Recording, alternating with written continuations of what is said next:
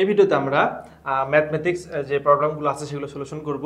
এগুলো হচ্ছে আমরা কোনটা আগের যে ওই যে একটা যে সমন্বয় সূত্র দেখলাম P1 V1 ডিভাইডেড T1 আর এটা হচ্ছে P2 V2 ডিভাইডেড T2, এই সূত্রটা এই ফর্মুলা ব্যবহার করে আমরা এই ম্যাথগুলো করব। তো কেমিস্ট্রি ম্যাথ পার্টের ক্ষেত্রে, কেমিস্ট্রি না আমরা ফিজিক্সের ম্যাথের ক্ষেত্রে একটা জিনিস খেয়াল রাখতে পারেন, ফিজিক্স ম্যাথ বা যে কোনো ম্যাথগুলো আসলে আপনি যদি একটু গ্রাফিক্যালি বা একটু ভিজুয়ালাইজ করে ম্যাথগুলো করেন তাহলে দেখবেন অনেক সহজ হয়ে যাবে। ঠিক আছে, তা আমরাও চেষ্টা করব প্রত্যেকটা ম্যাথ একটু ভিজুয়ালাইজ করে করার, অর্থাৎ গ্রাফিক্যালি একটু বুঝবো যে আমার এই ডাটা দেওয়া আছে, আমার এই ডাটাটা বের করতে হবে, তাহলে অনেকটা সহজ হয়ে যাবে। ঠিক আছে, আসেন এই ম্যাথটা আমরা দেখি। এখানে বলা আছে একটি ফ্লাক্সে 10 এটিএম চাপে 50 লিটার হাইড্রোজেন ভর্তি করা আছে। আচ্ছা, একটি ফ্লাক্সে 10 এটিএম চাপে, 10 এটিএম দ্বারা বুঝছেন তো কি, এটিএম একক, ওকে। 50 লিটার, এটা আমার আয়তন, 50 লিটার হাইড্রোজেন ভর্তি করা আছে। 2 লিটার আয়তন বিশিষ্ট কতটি বেলুনকে 2 লিটার আয়তন বিশিষ্ট কতটি বেলুনকে ওই গ্যাস দ্বারা ভর্তি করা যাবে যখন প্রতিটি বেলুনের ভেতর হাইড্রোজেন গ্যাসের চাপ 2 এটিএম, প্রতি ক্ষেত্রে তাপমাত্রা স্থির থাকবে। আচ্ছা, প্রতি ক্ষেত্রে তাপমাত্রা স্থির থাকবে। তাহলে দেখেন আমি যদি এটা একটু গ্রাফিক্যালি দেখি, আমার একটা ফ্লাক্সে, জাস্ট ইমাজিন করেন এটা আমার একটা ফ্লাক্স, এই ফ্লাক্সে আমার 10 এটিএম চাপে, এই চাপ মানে পি মান আছে তো কত, 10 এটিএম, 10 এটিএম চাপে কত আছে, 50 লিটার, 50 লিটার আমার কি আছে, হাইড্রোজেন আছে। আচ্ছা, পরবর্তীতে বলা হচ্ছে 2 লিটার আয়তন বিশিষ্ট কতটি বেলুনকে এই গ্যাস দ্বারা ভর্তি করা যাবে। অর্থাৎ এখান থেকে গ্যাস থেকে আমি একটা করে বেলুন এখানে হচ্ছে যে ভর্তি করতেছি, সেই বেলুনের আবার এখানে আয়তন দেওয়া আছে 2 লিটার। ঠিক আছে, আচ্ছা তারপরে বলছে যখন প্রতিটি বেলুনের ভেতরে হাইড্রোজেন গ্যাসের চাপ 2 এটিএম, তার মানে এই বেলুনের ভেতরে হাইড্রোজেন গ্যাসের চাপ কত আছে, 2 এটিএম। বুঝছেন, 2 লিটার আর 2 এটিএম, তাই না? ওকে, হ্যাঁ ঠিক আছে। এখন তারপরে আবার লাস্ট যে কথাটা বলছে সেটা হচ্ছে প্রতি ক্ষেত্রে তাপমাত্রা স্থির থাকবে, তার মানে আমার এই সিলিন্ডারের ক্ষেত্রে টেম্পারেচার যত, এই বেলুনের ক্ষেত্রে টেম্পারেচার তত। তো আমাদের একটা জিনিস খেয়াল রাখতে হবে, তাপমাত্রা স্থির থাকলে বা যে কোনো কিছু যদি স্থির থাকে সেই হিসাবে আসে না, বুঝছেন? কারণ স্থির থাকলে এই 500 যদি আমার টি থাকে, ওই 500 যদি টি থাকে, দুটো সমান কেটে যাবে, বুঝছেন? তাহলে আমার এখানকার ক্ষেত্রে কন্ডিশনটা দেখেন, আমার এখানকার ক্ষেত্রে পি আছে, ভি আছে, এই আমার চাপ দেওয়া আছে, আয়তন দেওয়া আছে, আর এই পাশে আমার কি দেওয়া আছে, চাপ দেওয়া আছে, আয়তন দেওয়া আছে। তা আমার এইটুকু গ্যাস দ্বারা এরকম কয়টি বেলুন মানে ভর্তি করা যাবে সেটা আমাকে এখান থেকে চাইছে। তো সূত্র কোনটা, সূত্র আমার ওইটাই, P1 V1 ইকুয়াল টু কত, P2 V2, তাই না? হ্যাঁ, আমি টি নিলাম না কেন, এই যে বলা আছে যে প্রতিটি গ্যাসের ক্ষেত্রে তাপমাত্রা স্থির থাকবে। আচ্ছা আসেন, এই পির ক্ষেত্রে আমি যদি এটা সিলিন্ডারের সাপেক্ষে চিন্তা করি, বলেন তো এখানে আমার পির মান কত, 10 এটিএম, এখানে আমার ভির মান কত, 50 লিটার। ঠিক আছে, আচ্ছা এই পাশে আমরা আসি, এই পাশে আমরা একটা কার যদি বেলুনেরটা ধরি, তাহলে আমার পি দেওয়া আছে কত, পি দেওয়া আছে আমার এখানে 2 এটিএম, তারপরে ভি দেওয়া আছে কত, 2 লিটার। বুঝছেন? এখন আপনার কাছে মনে হতে পারে ভাই কার মানটা বের করব, তাই না? আমার তো বেলুন সংখ্যা চাইছে যে কতটি বেলুন আমরা বের করব। তো একটু জিনিস লক্ষ্য করে দেখেন, আমি এই পাশে কিন্তু কার একটা সিলিন্ডারের ডাটা দিছি, তাই না? একটা সিলিন্ডার আমার কত চাপ দেওয়া আছে 10 এটিএম, আর আয়তন দেওয়া আছে আমার 50 লিটার। আর আমার এই পাশে কিন্তু একটা বেলুনেরটা, তাই না? একটা বেলুনের আমার চাপ দেওয়া আছে 2 এটিএম, আর একটা বেলুনের আমার আয়তন দেওয়া আছে কত, হয়ে গেল এই যে 2 লিটার। ঠিক আছে, আমার একটা বেলুনেরটা, তাহলে আমি যদি এটার সাথে আমি যদি এন গুণ দেই এবং এনের ভ্যালুটা বের করি, তাহলে কিন্তু আমি বলতে পারবো যে কতটি বেলুন ফোলাতে পারবো বা ভর্তি করাতে পারবো এইটুকু আয়তন দ্বারা। বুঝতে পারছেন? এইটুকু আয়তন দ্বারা। তাহলে এখন আপনি এখানে খুব শীঘ্রই মানে খুব তাড়াতাড়ি ক্যালকুলেশন করতে পারবেন। এটা ক্যালকুলেশন করলে আমি যদি আমার কাছে এখন ক্যালকুলেটর না, আমি যদি ফোন থেকে যদি ক্যালকুলেটরটা করি, আমার কত আছে, 10 গুণন 50, তাই না? আচ্ছা, আর 2 গুণন আমার এখানে আছে 2 গুণন x, ওকে। এখান থেকে আমার আসতেছে কত, হ্যাঁ 125, এনের ভ্যালু আসতেছে আমার কত, 125টি, 125টি, এটা আমার হচ্ছে অ্যান্সার, আমার অ্যান্সার। দেখেন আমার কিন্তু ম্যাথ কিন্তু এটুকু, ম্যাথ কিন্তু আমার কিন্তু এই যে এইটুকু, কিন্তু আমি এই যে একটু গ্রাফিক্যালি দেখে বুঝতে পারলাম যে আমার কী বের করতে হবে।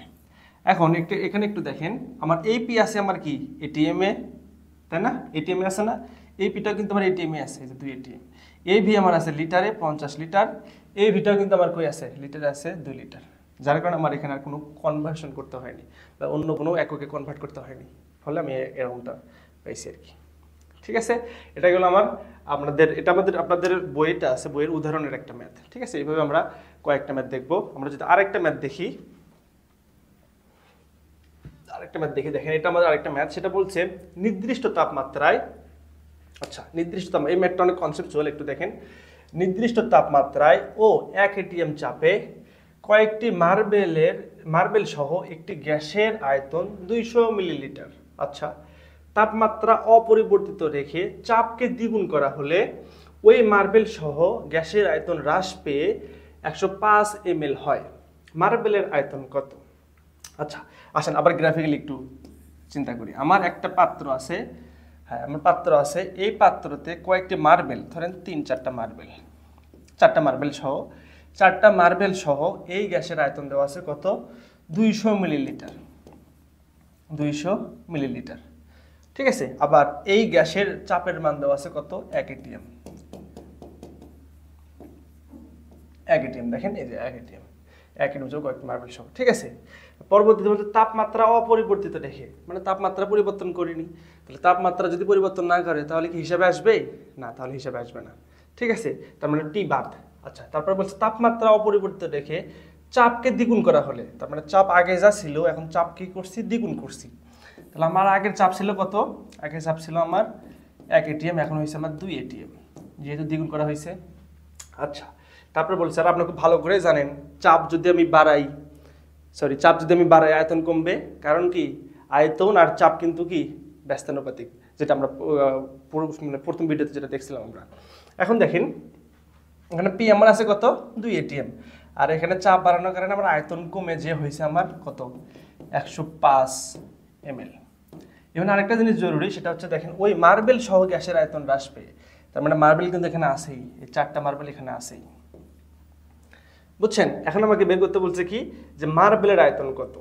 আচ্ছা, আমরা যে সূত্রটা জানি P1 V1, যে সূত্রটা আমরা জানি P1 V1 T1 আর হচ্ছে কি P2 V2 ডিভাইডেড T2, এই সূত্র যেটা জানি এটা কিন্তু গ্যাসের সূত্র, তাই না?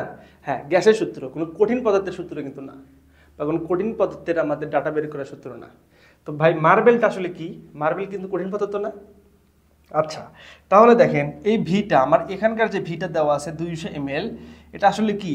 মার্বেল সহ গ্যাসের আয়তন, ঠিক আছে। মার্বেল সহ গ্যাসের আয়তন, এখানকার যে 105 ml দেওয়া আছে এটা কি?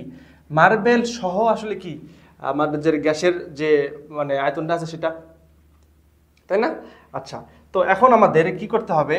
এখান থেকে আমার মার্বেল আয়তনটা বের করতে হবে। কিন্তু আমি যে সূত্রটা জানি সেটা কিন্তু গ্যাসের আয়তন, গ্যাসের যে আয়তনটা, ধরেন P1 V1 divided T1 equal to কত? P2 V2 ডিভাইডেড T2, তাই না?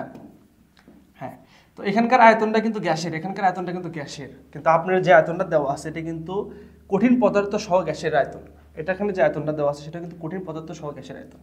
তাহলে আমি একটা কাজ করি, আমি যদি কঠিন পদার্থের আয়তনকে আমি x ধরি, কঠিন পদার্থের আয়তনকে যদি আমি x ধরি, তাহলে আমি বলতে পারি না যে গ্যাসের আয়তন প্লাস কঠিন পদার্থের আয়তন, মার্বেলের আয়তন সহ হচ্ছে 200 ml, বলতে পারি? হ্যাঁ, গ্যাসের আয়তন প্লাস কি মার্বেল সহ আয়তন, মার্বেলের যে আয়তনটা সহ আমার 200 ml। আর এখান থেকে যদি শুধুমাত্র আমি গ্যাসের আয়তন বের করি তাহলে কি পাবো? 200 মাইনাস x, এটা আমার শুধুমাত্র গ্যাসের আয়তন না? সেমভাবে এই ক্ষেত্রেও গ্যাসের আয়তন প্লাস মার্বেলের আয়তন সমান কত? 105 ml। আর আমি যদি শুধু গ্যাসের আয়তন বের করি তাহলে কি পাবো? 105 মাইনাস x, তাই না? আচ্ছা, আমি গ্যাসের আয়তন পাইছি, এই ক্ষেত্রে গ্যাসের আয়তন পাইছি, এই ক্ষেত্রে গ্যাসের আয়তন পাইছি। তাহলে আমি এখান থেকে যদি x এর ভ্যালু বের করি তাহলে কিন্তু আমি কি পাবো? অবশ্যই মার্বেলের আয়তন পাবো, আমাদের সেটাই চাইছে। তো আমাদের এখানে তো টি বাদ, তাই না? যেহেতু তাপমাত্রা স্থিরের কথা বলছে তাহলে টি বাদ দিলাম, আমরা টি বাদ দিলাম। তাহলে আমরা এখানে কি পাচ্ছি? আমি P1 V1 divided P1 V1 equal to P2 V2, এই পিটা ধরলাম আমি এই অবস্থা। তাহলে 1 atm, এখানকার ভির মান কত? 200 মাইনাস x, 200 মাইনাস x। এখানকার ক্ষেত্রে পিটার মান কত? 2 atm, আর এখানকার ক্ষেত্রে ভির মান কত? 105 মাইনাস x। তাহলে আমি যদি এখানে x এর মানটা বের করি, এটা আসলে কার মান? এটা আমার মার্বেলের আয়তন। আমি যদি ক্যালকুলেটর থেকে আমি মানটা বের করি,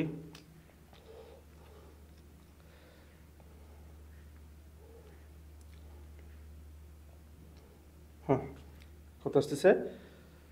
10 ml। এখানে আসতেছে আমার 10 আসতেছে, 10 ml। ঠিক আছে, ml কেন ভাইয়া? দেখেন আমার এই পাশে আমার আয়তন আছে কত, ml আছে, এই পাশে আমার আয়তন কিন্তু আমার কি আছে, ml আছে। তার মানে আমি এখান থেকে যদি আমি মার্বেলের আয়তন বের করি তাহলে অবশ্যই সেটা ml বের হবে। চাপ তো ঠিক আছে তাই না? চাপ আমার এখানে আছে 1 atm, এখানে আমার 2 atm, তার মানে atm এককে আছে, সব সেম আছে, একক সেম আছে, বিদ্যা আমার এক্সট্রা বের হয়েছে আমার ml। এটা আমার অ্যান্সার। আবারও বলতেছি, আমার মেইন ম্যাথটা কিন্তু ভাই যে এইটুকু, মেইন ম্যাথটা কিন্তু আমার এতটুকু, আর এতটুকু আমি আসলে গ্রাফিক্যালি রিপ্রেজেন্ট করে আপনাকে বুঝাইলাম যে আমার কি মানটা দরকার। আশা করি বুঝতে পারছেন। আচ্ছা দেখি, আমার মনে হয় এই কনসেপ্টে আরেকটা ম্যাথ থাকতে পারে। হ্যাঁ, আরেকটা ম্যাথ আছে, এই ম্যাথটা একটু দেখেন। এখানে বলা আছে একটি গ্যাসের তাপমাত্রা 17 ডিগ্রি সেলসিয়াস হতে বাড়ানো হলো, ওকে, ফলে গ্যাসের চাপ অপরিবর্তিত রইল। ফলে গ্যাসের চাপ অপরিবর্তিত রইল, তার মানে গ্যাসের চাপ পরিবর্তন হয়নি, কিন্তু আয়তন দ্বিগুণ হয়ে গেল, তাপমাত্রা কত বৃদ্ধি পেল? ঠিক আছে, আবার বোঝাই। ধরেন আমার এখানে একটা পাত্র সাপেক্ষে ধরলাম, আমরা একটা পাত্রতে একটি গ্যাসের তাপমাত্রা 17 ডিগ্রি সেলসিয়াস হতে বাড়ানো হলো। তারপর আমার এখানে তাপমাত্রা ছিল 17 ডিগ্রি সেলসিয়াস। ঠিক আছে, তারপরে বলছে ফলে গ্যাসের চাপ অপরিবর্তিত রইল, তোমরা চাপ অপরিবর্তিত রয়েছে আর কি। বলছে কিন্তু আয়তন দ্বিগুণ হয়ে গেল, তার মানে আয়তন আগে পূর্বের আয়তন ছিল ভি, যদি ধরি ভি, তাহলে পরের আয়তন কি হয়েছে, 2v হয়েছে, তাই না? এটা তো বুঝতেছেন। হ্যাঁ, তার মানে যদি এখানে ক্ষেত্রে আমি কি করছি, কত 17 ডিগ্রি সেলসিয়াস হতে তাপমাত্রা বাড়ানো হয়েছে, তাহলে এখানে ক্ষেত্রে তাপ আমাকে বের করতে হবে। আর এখানকার ক্ষেত্রে ভিটা কি, এখানকার ভিটা হবে বলছে আয়তন দ্বিগুণ হয়ে গেল, তাহলে 2v। বুঝতে পারছেন? আর আমার এখানে বলছে কি, চাপ অপরিবর্তিত রয়েছে, গ্যাসের চাপ কিন্তু কি আছে, অপরিবর্তিত রইল, তার মানে আমার চাপ এখানে নাই। ম্যাথটা আবার একটু সামারি করতেছি। আমাকে বলেছে একটি গ্যাসের তাপমাত্রা 17 ডিগ্রি সেলসিয়াস হতে বাড়ানো হলো, তার মানে আগে ছিল 17 ডিগ্রি সেলসিয়াস, আমি এখান থেকে কি বলছি, তাপ বাড়াইছি, তাপ বাড়ে আমি যেটা পাবো, ঠিক আছে, কিন্তু তাপ যখন বাড়াইছি তখন তার সাপেক্ষে আয়তন দ্বিগুণ হয়ে গেল। আপনি খুব ভালো করে জানেন তাপ আর আয়তন কিন্তু সমানুপাতিক, তাপ যদি বাড়ে তাহলে আয়তনও বাড়ে, তাহলে তাপ আমি বাড়াইছি যার কারণে আয়তন আমার দ্বিগুণ হয়ে গেছে, কতটুকু তাপ বাড়াইছি সেটা আমাকে বের করতে বলছে। বুঝছেন? সহজ না?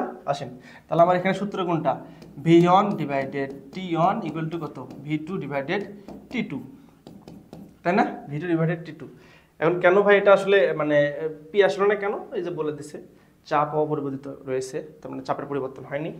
তাহলে আমার এখানকার V1 কত, এখানকার V1 হচ্ছে V, এই যে ভি ধরছি, তারপরে এখানকার T1 কত, এখানকার T1 হচ্ছে 17 ডিগ্রি সেলসিয়াস। তো 17 ডিগ্রি সেলসিয়াসকে যদি আপনি কেলভিনে নিয়ে আসেন, আপনি খুব ভালো করে জানেন আমরা কেমিস্ট্রিতে সব তাপমাত্রা কেলভিনে হিসাব করব, তাহলে আমার এখানকার টি পাবো 273 প্লাস 17 অর্থাৎ 290 কেলভিন, 290 কেলভিন। তারপর তাহলে আমার এখানে টির মান কত হচ্ছে 290 কেলভিন। ওকে, এখানকার ভিটুর মান কত, এখানকার ভিটুর মান হচ্ছে 2v, কেন, আগের আয়তনের দ্বিগুণ হয়েছে, তার মানে 2v। ঠিক আছে, আর এখানকার T2 আমাকে বের করতে হবে। ঠিক আছে, এই ভিআইবি কাটা, তার মানে আমার এখান থেকে আমার 1/290, মানে 1/290 আর 2/T2, তাহলে আমার এখান ক্ষেত্রে T2 আসবে, যদি আমি এখানে ক্যালকুলেট করি কত, হ্যাঁ 1/2, তাহলে এটা গুণ করলে হচ্ছে, সরি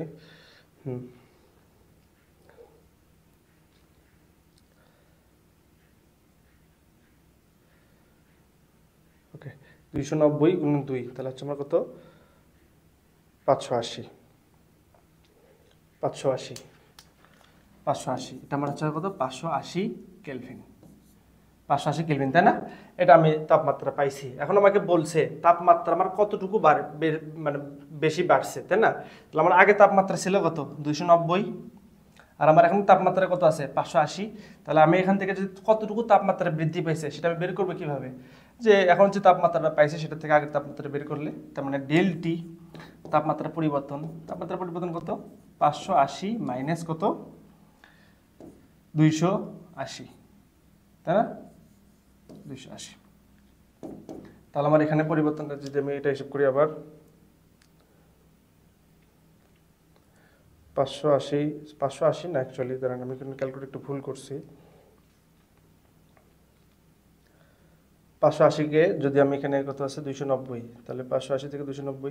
আচ্ছা, আমার যদি আমি দেখেন একটা জিনিস একটু খেয়াল করেন, আমার এখানে সেলসিয়াস আছে না, তাহলে আমি একটু এখানে সেলসিয়াসে নিয়ে আসি, আগে সেলসিয়াসে নিয়ে এসে দেন আমি হিসাব করবো। তাহলে 580কে যদি আমি সেলসিয়াসে নিয়ে আসি তাহলে বলেন তো কত হবে? 580 থেকে যদি আমি 273 বাদ দিই তাহলে আমার এখানে কত থাকতেছে? 580 থেকে যদি 273 বাদ দেন তাহলে এখানে কত থাকতেছে? 307 ডিগ্রি সেলসিয়াস, তাই না? 360 ডিগ্রি সেলসিয়াস। আচ্ছা, এখন তাহলে আপনারা যদি ডেলটি হিসাব করেন, ডেলটি আগে ছিল এখন পাইছেন কত? 307 ডিগ্রি সেলসিয়াস। আর এখন আপনি পাবেন কত? আগে ছিল কত? 17 ডিগ্রি সেলসিয়াস। তার মানে 307 মাইনাস 17, এখন হচ্ছে আমার কত? এটা হচ্ছে যে 290 ডিগ্রি সেলসিয়াস। তার মানে তাপমাত্রা বাড়ছে কতটুকু? তাপমাত্রা বাড়ছে আমার 290 ডিগ্রি সেলসিয়াস। হ্যাঁ, এটা আমার অ্যান্সার, এটা আমার অ্যান্সার।